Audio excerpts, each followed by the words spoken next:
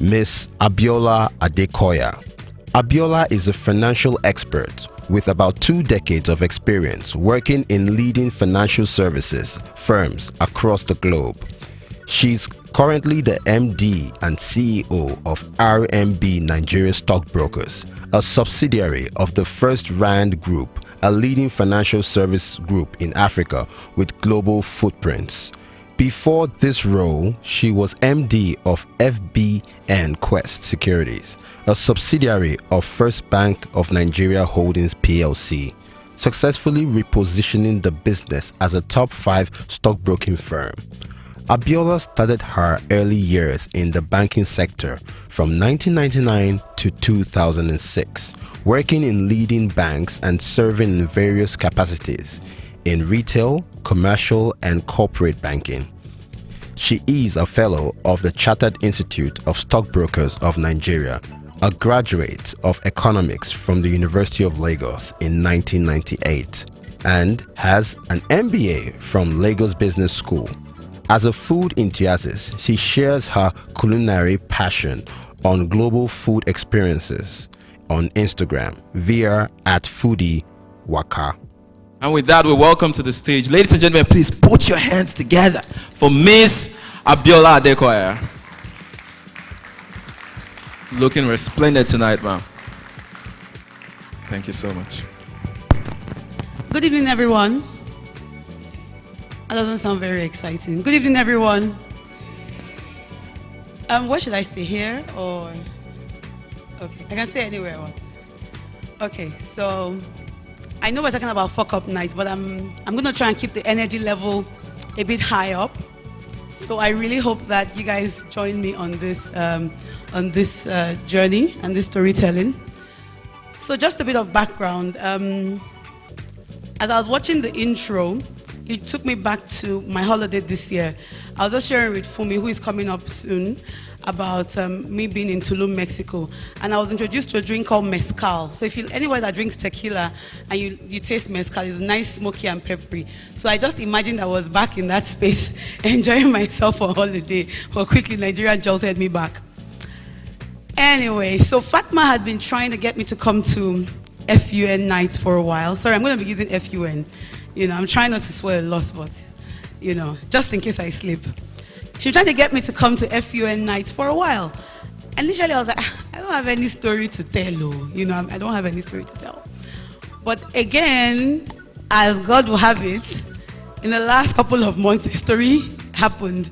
So when a friend of mine actually saw my post, she said, Biola, what happened? Are you just telling this story immediately? I said, no. In fact, Fatma had been begging me to come and talk at FUN nights, but unknown to her, God was preparing me. So he had told Fatma a while ago. So FYI, when Fatma calls you to come to FUN nights and you have no story,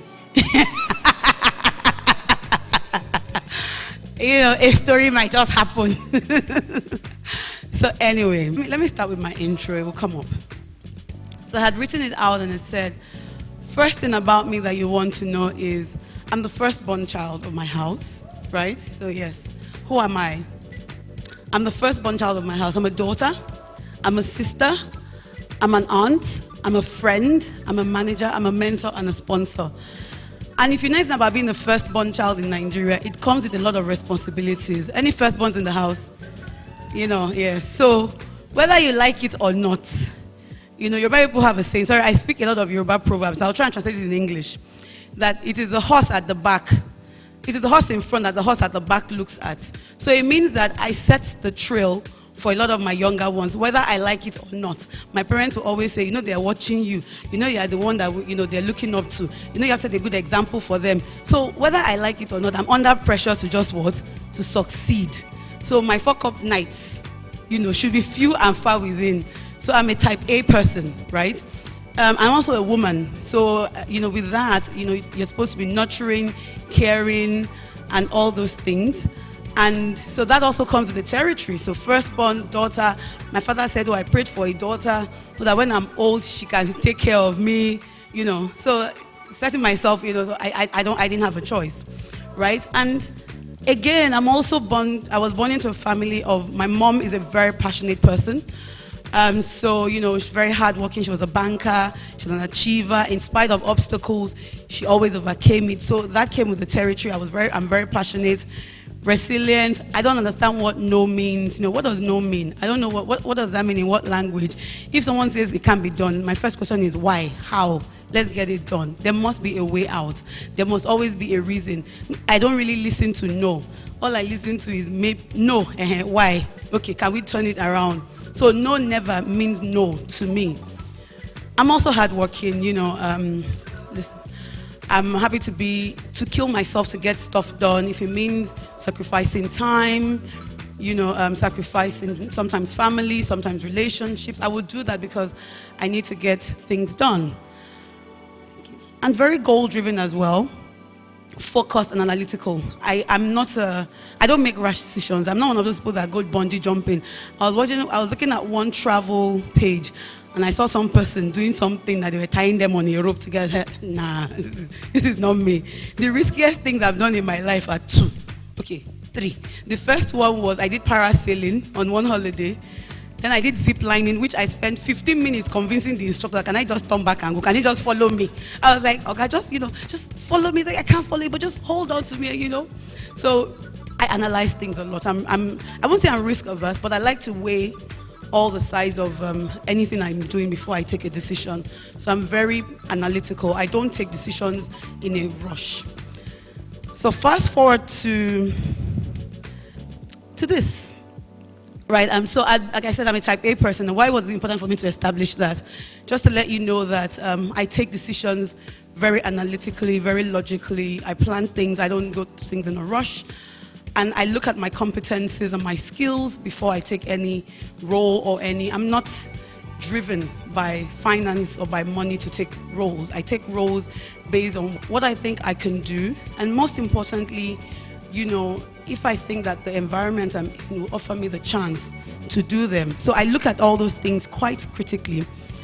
And so I was in an organization where I was fairly comfortable. I was a senior management person. I was reporting to the board.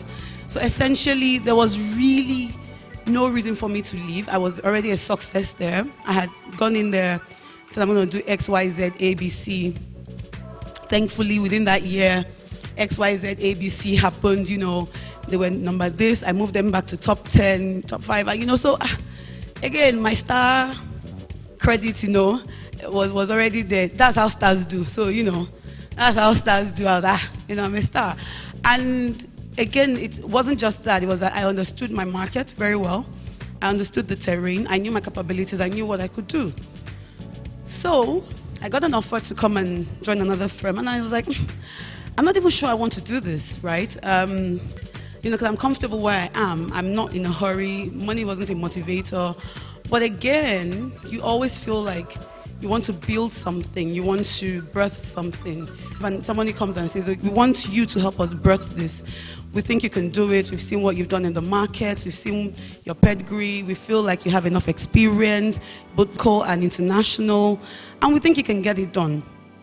So of course, I was like, okay, thought about it for a while, looked at the business environment, looked at their own environment, the one I was going to join, and analyzed it and thought to myself, okay, feels like this could be the right organization to do this with, right? And of course, my goal was by year 1, set up. By year 2, all the tools are in place. Year 3, we're just getting clients, it's happening. Year 4, we're already in top 10. Of course, by year 5, I'm a superstar again, right? Unfortunately, it didn't quite happen that way. So I put this there because I'm a market person. So I'm a stockbroker. So I put this there just so that, give a bit of highlight. So when I joined, this happened. The market went down. Now that's not the reason why things didn't work out. Okay, it's one of the reasons. But why am I bringing this up is that in a boom environment, it's very easy to do the things you're used to doing and for you to get the results you expect. It's very easy, right? But in an environment where things are not working well, all of a sudden the things that you were doing that you've done before that were successes begin to look like failures. And that can be very hard for anyone to wrap their head around. Now, the market went down, but that wasn't the only thing that happened. There were certain things that I was promised that didn't happen, right? So the idea was that we're going to be able to partner with another firm to roll out as strongly as we could. That didn't happen in the way I imagined it was going to happen. Anyone has ever tried hiring anyone in this country? Hiring good talent? It is not easy to hire good talent. Hiring alone, that was an eye-opener for me. Hiring alone took me maybe 12 to 18 months longer than I thought it was going to take me, because what I then had to do was, a key part of who I needed to hire, took me like 12 to 18 months, because I needed to sell my vision for the business to them. I mean, there was this time last year, I sat with my team, went for dinner, and I was trying to ask, sometimes I'm a type A person, so I look at my achievements with numbers. I don't understand how people look at achievements and say, I did this well. No, I look at numbers. I grew by 10%. I achieved 50% of my budget, 100%. So I look at numbers. And when there were no numbers to look at, because I weren't doing as well as we wanted to, I took my team to dinner and I looked at them and I was overwhelmed and I was proud, and I told God, how is it that you surround me with people who didn't have to join me on this journey? How is it that I have the talent that I have within me, that it could only be you that could have made this happen? Because there is no reason for you to come and work with me, right? You were all coming from top 10 firms to come and join me. We're not even top 10, we're not even top 5, we're not even top anything, but you left those places, and you joined me on this journey and on this dream. And for me, that was very overwhelming. And I knew that, they said we should define what success is. I had to start changing my definition of success, because I was so focused on driving this business. Now, what else went wrong? One of the things that also went wrong was the fact that sometimes in business, as a type A person, you have already assumed that certain levers must be available before you start. So in my head, I needed this, I needed this, I needed that. Sorry, I can't really go into details because of business, but I will just try and give you some snippets of it. So I would say you need people, you need processes, and I would say you need capital. But I underestimated the need for one thing: customers. Right? It seems very simple, like how can you underestimate the need for customers? But yes, I knew I needed customers. But you see, I only had one way of getting the customers. The one way I had, not all the customers, there was a particular group of clients I needed to tap into. And there was only one way I had of tapping into those clients, because that was the way I was, I guess, in taking on the role. That was the way I thought they were going to come from. So imagine my shock by year 2 and 3 when I realized that actually this is not going to come from this place. I need to rearrange my steps. I need to redirect my steps and start finding the clients from another point entirely. And that was a challenge, because it's when you're because it's the international clients. When you're local, getting international clients can be quite an uphill task, because it's a lot of work to do that. So now that was in itself was a challenge for me, the clients. I didn't think that it was going to be so hard to get the clients, because I already assumed that based on the conversation I had with the firm when I was joining, those clients were going to be available, but they were not available. And so I would spend a lot of time, asking, feeling like a failure, essentially, because one of the things I didn't know how to do well is to cover up bad performance. I'm a very forthright person, and most forthright to myself. So I felt like a failure for the most part, because I felt like I didn't set out to do this. This isn't what the achievement was supposed to be. What am I doing wrong?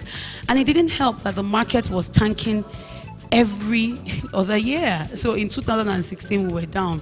In 2016 we were down. In 2017 we went up. In 2018 we were down. Now we're down. So it was like all the odds, were stacked. And still, it's like you're trying to swim, and then the tide is like pushing you, and you're trying to swim.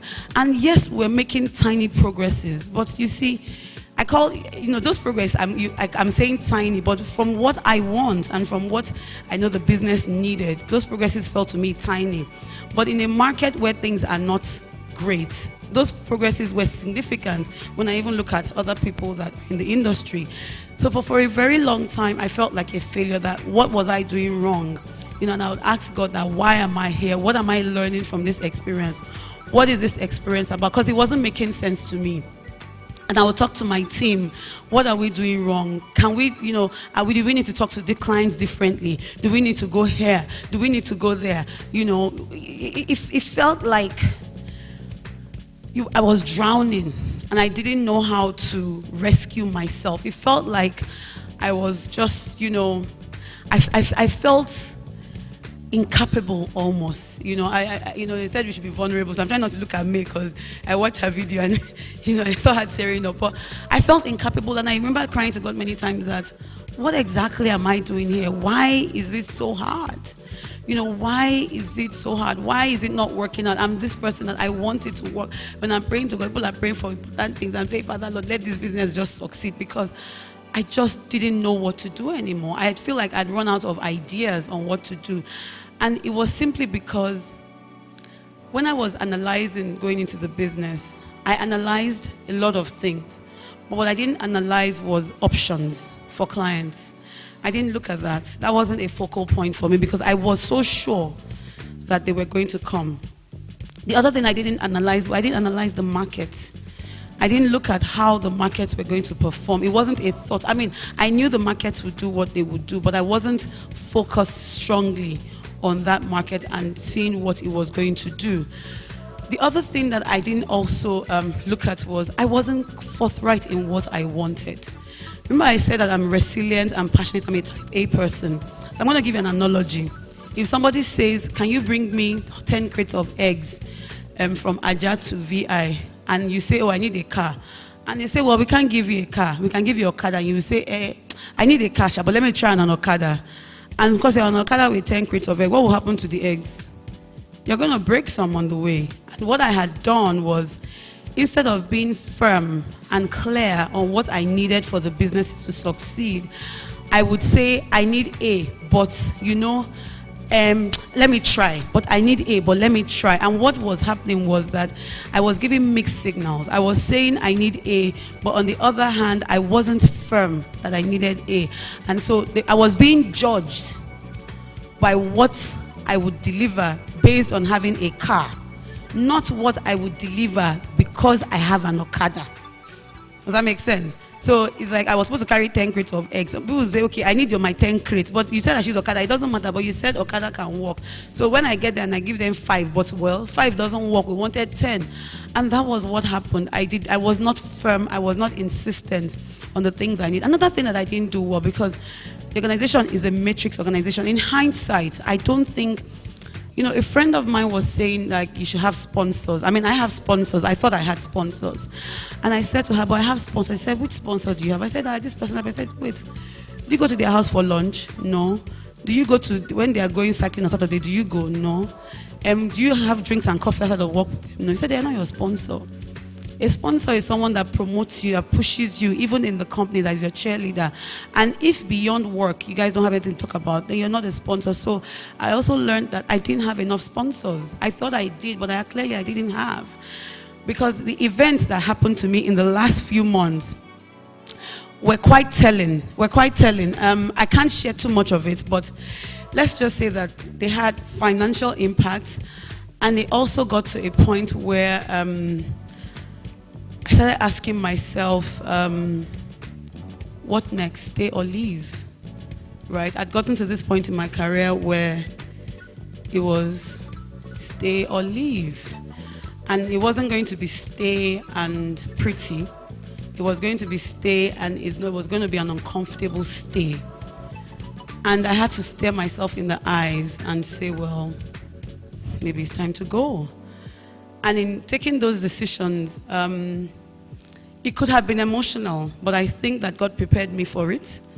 Some of the things that happened before was, prior to that time where the things happened, I'd gotten to work one morning and I sat down on my desk and I cleared out my entire drawer. I cleaned it up, everything. I took all my personal things from me, was clean. All you could see there was staple pins. And I would go home and I asked God, I said, God, why am I packing my stuff away? I don't have any plans. You know I don't have any plans. We both know that you know I don't have any plans. Why am I packing my stuff away? But he told me to pack my stuff. Anyway, I packed my stuff away. Then a couple of weeks after, then I'm in this uncomfortable position. And in this uncomfortable position, you know, again, he had shown me in the morning of that decision, of that conversation. God had shown me in the morning, as I was getting dressed to go to work, the whole conversation played out in my head. So when I got into work that morning and I had that conversation, I just said, okay. And I was very calm. And I went home and I just thanked God. And because what I was sure of was that, you know, he wasn't going to lead me astray. He wasn't going to lead me to fail. And in that moment, I'd gone through the motions. I knew that, you know, a friend said something to me, said, Biola, who told you that your success is what, this success you've defined for yourself is what God wants for you? You know, because oftentimes we tell ourselves, my success, I said before, is to be a top 5 broker. Who told you that that's what God sent you there to do? Is it you or is it God? I mean, I'm a spiritual person, so if I reference God, please don't be angry.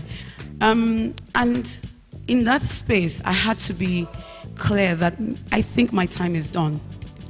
And without any ego, you know, I sat down, I analyzed it, no ego attached, because it's very easy when people call you MD to be very egoistic. Me MD, you know, my ego was always, I tried to keep my ego in check, you know, because, hey, people respect the position, not the person. And I'm first Biola before I'm first anybody's MD. So I kept my ego in check. I analyzed it critically. If I stay, why am I staying? If I leave, why am I leaving? And I came to a decision without any emotions, with clarity in my mind, and I knew that it was time to go. And in that instant, I felt empowered about my decision. I didn't feel like a victim anymore. As a matter of fact, I think they were shocked that I was leaving. And I had my chairman call me and say, oh, you know, we really like you, why are you leaving? I'm just like, I actually want something different.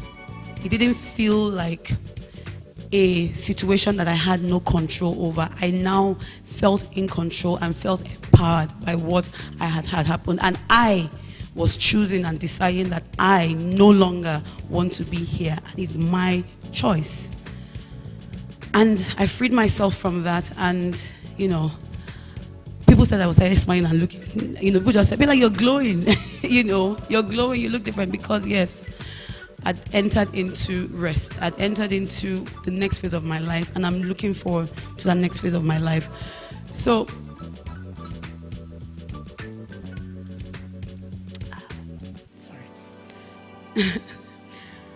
what could I have done differently? I come up with this acronym. I wrote DARE.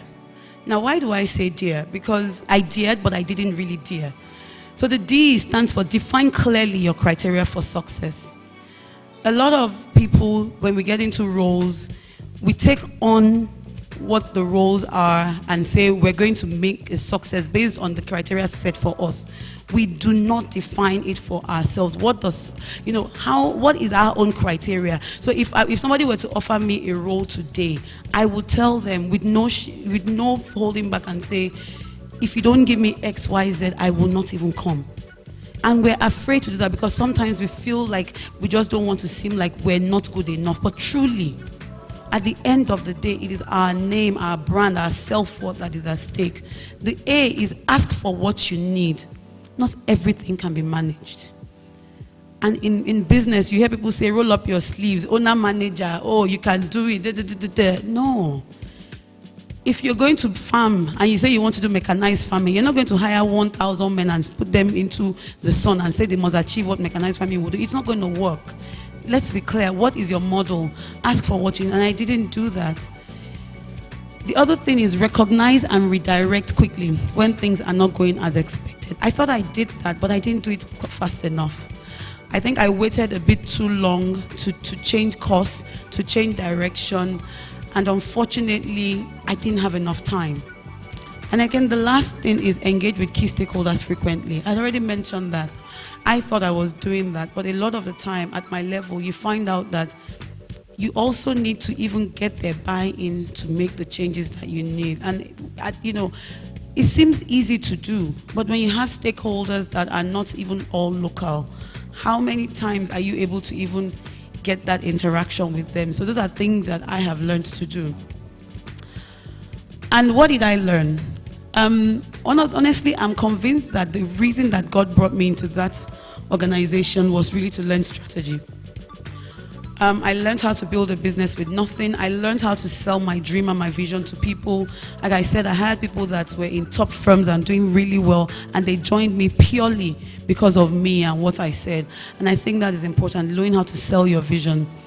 Understand economic trends. Where is the market going? What are the trends happening? I did understand it, but maybe it would have been instructive for me not to even put myself in a position where the trends were going to move against me. Then also understand trends. What is going on in the sector, in the landscape that is different? A lot of the times, I mean, we are seeing Nigeria right now, the themes are there, people are not paying attention to it, but they're there. So when things happen and then you wonder, how did it go wrong? I mean, May was sharing her story about FX. You know, if you look at trends, if you look at all those things, you can see how to prevent some of those things happening. So understand trends. I think from a personal development point of view is resilience. I'm stronger than I think I am. My circumstance doesn't determine my worth. I am not, you know, who I am is not diminished because of what I went through. I just went through something doesn't mean that I cannot do better at other things. You know, I think that was something that was important for me to learn. Also, relationships and networking. I think I'm a good people person, but you see, when it matters, how good was I? When I needed somebody, you know, one Egon shared with me, said, when people are at a table and your name is mentioned, who is fighting for you? Who is fighting in your corner? That is so important. And I will tell you, as you get higher up in your career, anywhere your name is mentioned, if it's an organization, at least be sure, beat your chest, that 4 people out of 8 can have your back, so that meeting will even scatter. You know, they would learn at an impasse.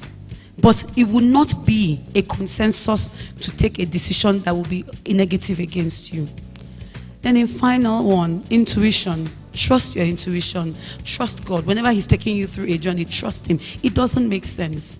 It probably will never make sense, but you have to trust. Everything I've been through, I don't even care that it doesn't make sense. I care that it's taking me and preparing me for my next level. And for that, I am grateful. And in final conclusion, my final conclusion is that success is my definition. It has nothing to do with what anybody says. People can see me and say, oh, she's done this, she's successful. Oh, she didn't do that, she's not successful. That's fine. My success is based on impact. Have I impacted people positively? Have I impacted those that worked with me? Have I impacted my organization positively? And for me, success is impact. And I know that I have done that in the last few years, and that's what I look forward to, and that's what I commit myself to in the next couple of years to do, to impact people positively. Thank you very much.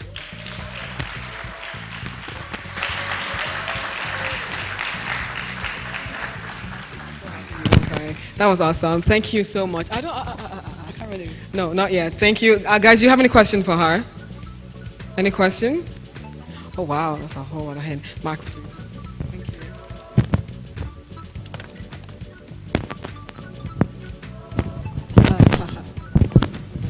Thanks, Biola. That was beautiful. I mean, okay, so I have learned a lot. I just want to ask 2 questions. I like, okay, 1 question, 1 comment. I like the fact that you understand that success has to do with you and not what the world think of you. That's beautiful. It shows you are going somewhere, and evidently that place is more beautiful than where you're coming from. Then my question is, you hired people. Some people came to the institution because of you, because you sold the institution to them. Now that you're leaving, what happens to them? You know, you're going to touch on, you know, your Bible say when you have a boil and somebody pokes your boil. Honestly, that is something that makes my heart very heavy. I think they're going to ultimately be fine, but that is the one, if I say that anything makes my heart heavy, that is it. It's not negative for them, but obviously I'm concerned. When I look at failure, I feel like I failed them. Not even the numbers. That is the thing that I would say hurts me to a point where I think, because I'm also very expressive, I share my journey with them. I tell them everything. And I know that they understand, but I will not lie to you. It is definitely something that makes the whole journey a bit hard sometimes. Thank you, Biola. That was amazing. I learned so much. I could feel your openness. I could feel that you were speaking from the heart. And particularly, I learned about, stakeholder management and, understanding how to, build relationships, network, and have, sponsors. I learned so much, and I want to really thank you for sharing your story. I've learned a lot that I will use in my own journey, in my career. I just want to say God will take you to the next level and He will be with you. And I wish you all the best and success in your new phase. Thank you so much. Thank you. Thank you very much. Okay, so, there's this part of the Bible that says that there's nothing that you're going through that is not common to man. Yeah. And the truth is, when I left my last job, at some point I was feeling like a failure. But hearing your story now, it made me understand that, okay, sometimes when you probably go into an organization with so many expectations, it's possible that what God wants you to learn from that organization is not really about what you're expecting. Sometimes you're thinking that, okay, this organization is going to add value to you. But sometimes you want to learn from the mistakes that you've learned. So when you said, when you talked about it there, and you talked about recognizing and redirecting, and also you talked about, I think the second one or so that talks about knowing that not all resources will be managed. It actually got to me because I was trying to manage a lot of things. I was trying to work in with what the management has offered, not really what we even work. And that was where I made mistake. Thank you very much for this section. But my question is, how have you been able to move on? How have you moved on after now? Because I think I'm at that stage. So I'm still in the process of moving on. I think the reality is God has been, I'm going to say God, I'm sorry, but God has been so faithful. Like I told you, certain things that happened to me to prepare me. And in spite of it all, when I shared the story in detail properly to people that know me and they hear everything, they're like, wow, how are you standing? I said, because it's God. Because if it's on my own, I should not even be able to come up here and talk. I should be balled up in one place somewhere, in one house. Maybe I would tell Fumi to organize one remote place and I would just be there crying and locking myself in a dark room and just not seeing anyone for 3 to 4 months. But it's God. And one of the things I wanted to do with this night is I want to take back the power. So that's the thing. Woo! Yeah! I want to take back the power of that situation over me. I have power. You cannot have power over me. I refuse to let anything decide how I will be. And I told myself one thing. I will be unbowed, unbent, and unshaken by it. Yes, awesome. Thank you so very much. I want to give you a hug before you go. Should we do a group hug? It takes a whole... You're so dramatic. Excuse me, I felt it too. It takes a whole lot of courage to come up here and talk about your failure. We're used to seeing, quotes on Instagram about success and do this and do that. But coming on this stage to share that side of your vulnerability, that takes a whole lot. And the funny thing is, she found a way to take us through an emotional ring, and at the same time, I feel like you went through business school. Oh, yeah. I don't know, do you feel like you now know more financial terms? Like I now talk to you about the trends and the stocks and the people and the process and capital, and that's how we talk in finance. It's how we I know. Thank but you. Her story reminds me, No, go Michelle, ahead. reminds me of the story of Yombo. He spoke at FUN Volume 2. Right. I think that was in February of this year. He told a similar story and for him, he got to a point where he almost left, like things were falling apart and he had employees. Wow. So at the time when she was talking about the people that joined because of her, I just remembered Yombo's story. Right. I think we have videos for his story online, so we can get them. But his own turned out a little bit differently. But he still cried for it. Yomba, I'm sorry for saying you cried. No, You're a strong man. And he's there, ladies and gentlemen. Please put your hands together for Yomba. No, but really though, thank you very much, Ms. Abiola, for coming up here to tell us all of that. We've learned so much from it, and it's a lot. It's a lot. She's dabbing at her eyes. Can you tell us one time that you've gone through such? Yeah. Can you go through that phase for us? Yeah, I remember one time I went for an interview. You know, when they're always asking me they're always asking weaknesses. I don't know where they get those things. Like, why would you be asking me? I came to find a job. Am I supposed to research on what my weakness is and come to you? So they asked me, what's your weakness? And I said, my weakness is speed. I'm too fast. I think too fast. I overtake I leave everybody behind. That's how. It's the terrible weakness. I'm working on it. And I got the job with that fuck up. Shut up. Please put your hands together for Yes. Thank you. And please, for our other speakers coming up, feel free to cry on the stage. Oh, yeah. Because Abiola is now crying there. I don't understand it. Give us an opportunity to console you on stage. Aww. I know. Mr. Faswa, please get ready to cry. Okay, your tears are encouraged. Thank you. I know. Yeah. Okay, so we're gonna take the intro for the next speaker now. Thank you. Audio, please.